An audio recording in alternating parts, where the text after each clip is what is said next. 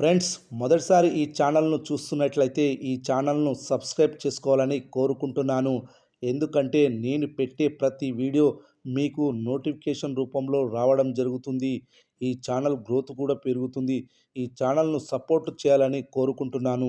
Icon star Allu Arjun తాజాగా Pushpa part 2 అనే సినిమాతో ప్రేక్షకుల ముందుకు వచ్చిన విషయం మనకు తెలిసిందే. రష్మిక మందాన ఈ సినిమాలో అల్లు అర్జున్కు జోడీగా నటించగా, సుకుమార్ ఈ మూవీకి దర్శకత్వం వహించాడు. మైత్రి సంస్థ వారు ఈ మూవీని అత్యంత భారీ బడ్జెట్తో ఎంతో ప్రతిష్టాత్మకంగా నిర్మించగా, రాక్ స్టార్ దేవిశ్రీ ప్రసాద్ ఈ మూవీకి సంగీతం అందించాడు. అనసూయ, సునీల్, రావు రమేష్, జగపతి బాబు ఈ మూవీలో ముఖ్య పాత్రల్లో నటించారు. ఈ సినిమాను డిసెంబర్ 5వ తేదీన ప్రపంచవ్యాప్తంగా విడుదల చేశారు. ఈ మూవీ మొదటి భాగం అద్భుతమైన విజయం సాధించడంతో ఈ సినిమా రెండో భాగంపై ప్రేక్షకులు భారీ అంచనాలు పెట్టుకున్నారు.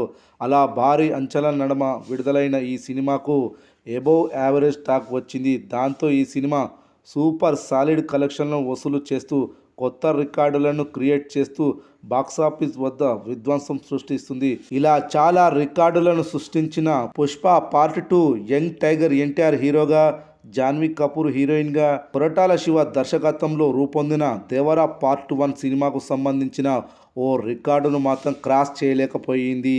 అది ఏ రికార్డు అనుకుంటున్నారా? దేవరా పార్ట్ 1 మూవీకి సంబంధించిన విడుదల రోజు టికెట్లు ఓవర్సీస్లో 21,000 సేల్ అయ్యాయి. ఇక పుష్ప పార్ట్ 2 మూవీ భారీ అంచనాల నడుమ విడుదలైన 19,300 టికెట్లు మాత్రమే సేల్స్ అయ్యాయి. దేవరా పార్ట్ 1ను బ్రేక్ చేయలేకపోయింది. ఇంత భారీ హైప్ ఉన్న పుష్ప 2 మూవీ ఓవర్సీస్లో ఎక్కువ టికెట్లు తెగపోవడం ఆశ్చర్యం అనిపిస్తోంది.